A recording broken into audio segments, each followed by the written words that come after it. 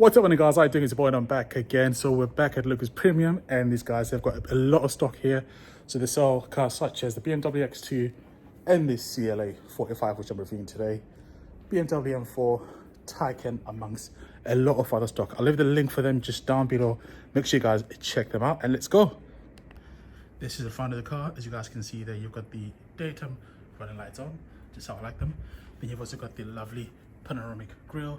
Then you've got the star there. Then the front's just so aggressive.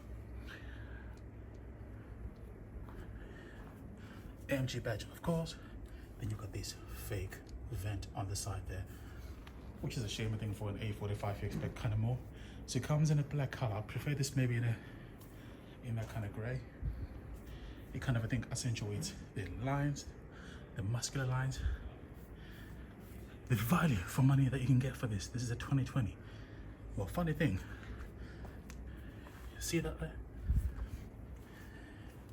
Over here, this one's open. I don't know what that's all about. This is the side profile here, so this, of course, is where all the beautiful stuff come to place. You've got the red calipers there, then you've got the lovely wheels. So these are 19s on the front. I think on the back, these are also 19s as well. I do love the red caliper. It's a nice little touch there. Then you've also got the turbo and the 4MATIC, of course. As we step back, you can see the silhouette of the car. As you come to the back there, you've got that curved roof, which gives it this sporty style. And then you've also got the spoiler on the back. This, I believe, can be spec'd in carbon as well. Then you've got the 4 exhaust in the back. Everything is just built on the car being as slippery as possible and having that aerodynamic efficiency, which propels this car from 0 to 60 in 4 seconds flat. So in terms of power, we're talking about 421 horsepower with a top speed of 168 miles per hour, which is faster than its rivals. So this car obviously competes against the BMW as well as the Audi variants. I think I prefer the Audi RS3 in my opinion. Comment down below what you guys prefer. We're gonna head on the inside, look at the interior, and just go from there. So sitting in front here, it feels like I'm sitting in a cockpit slash supercar. And what I mean by that is just the angle of the windscreen. It is very angular. It's very small, reminds me of a Ferrari slash Lamborghini Huracan. Then you've also got the beautiful AMG steering wheel, which has got the controls on either side, which are a bit of a haptic feedback, but then, you know, you kind of get used to them. I also like this 12 noon mark here, lets you know that the wheels are straight. Then you've got the fancy aluminium finish on the doors, along with that stitching as well. Then you've got this beautiful turban style air vents. Then you've got the screens, of course. Then you've also got the glossy parts as well. This is a 2020 example, so it definitely does show you how the car ages. I will say, people always give the gloss black like a lot of flack, but this is done really well in terms of just like the wear and tear. And also looking at the handle as well on the door, you can see everything is still nice and polished. So this car will age really well. Then you've got the seats as well with the buckets. These are very comfortable. I'm a smaller person now, so the bolstering doesn't feel as if it hugs me uncomfortably. And then you've also got the cup holders there. Then you've got the touchpad there, the gear selector. Then you've got the center armrest there.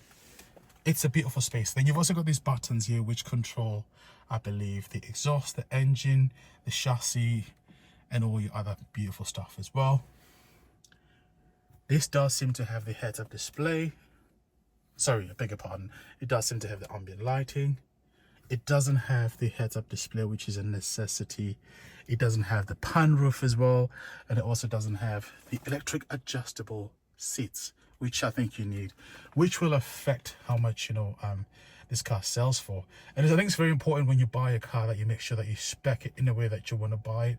And I always say never buy a car which comes in a spec which you don't prefer. For me, first things first, does it have electrically adjusted seats? Does it have a Burmester sound system? This has got the basic one. I prefer the next level above. It also has to have the heads-up display as well as a pan roof, because when it comes to reselling it, then you can sell this for more. I think if this car had all those options that I've just mentioned there, it might sell a little bit more. for another extra £4,000. But man, it's still a beautiful space. So let's get back to the engine. It's got a 2-litre V4. Nobody says V4 except for me. It's got a 2-litre V4, which, you know, makes 421 horsepower, which is a lot. I think the new C63 with the 2-litre engine's got the same engine, but it's been upgraded, of course. It's got the 4MATIC, which means it's going to do the launch controls. Not as good as the RS Quattro, but it will do the launch controls and also keep you safe. This kind of sits, I think, with customers that don't have a big family. They want to get a nice fancy Mercedes-Benz, which is not too family oriented. They still want to look cool. I think that's definitely the car for those kind of people. But yeah, so we'll do a cold start and then we'll just go from there. What do you guys think? Comment down below. Right guys, just about to do the start of the car. We're going to do the cold start. So this is the key. So you get 2 keys and they come in this format.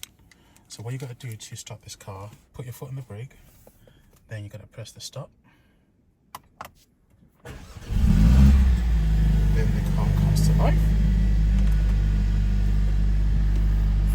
Got that on. Then you can see you've got this as well, which you can change. So changes that. So you can change it to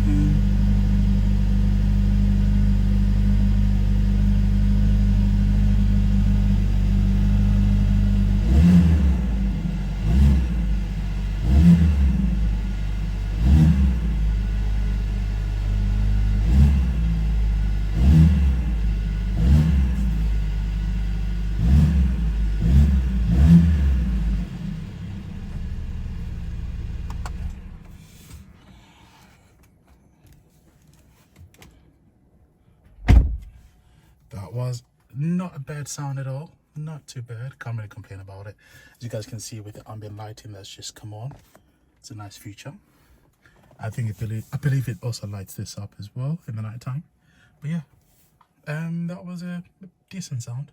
Still prefer the Audi RS3. I think that sounds a lot better with that V5 that we know and love. To sum up this car, I think it's got some good things about it, such as the speed and the 4-wheel drive and the design of the steering wheel and the cockpit or the interior cabin. When you're sitting here, it makes you feel special, and it does deliver, I think, also on just the sportiness side of it, but I think it fails to deliver on the luxury side. And I think with Mercedes-Benz, we know it for having that luxury side, and I think with the materials not being up there, as I say, with the leather, you guys can see there, maybe I'm accustomed to Bentley, Rolls Royces and whatnot in reviewing cars these days. Maybe that's the case, you know, I don't know, maybe I'm just being biased, but I think that's where it kind of fails. And also look at the Alcantara. This needs to get replaced as well.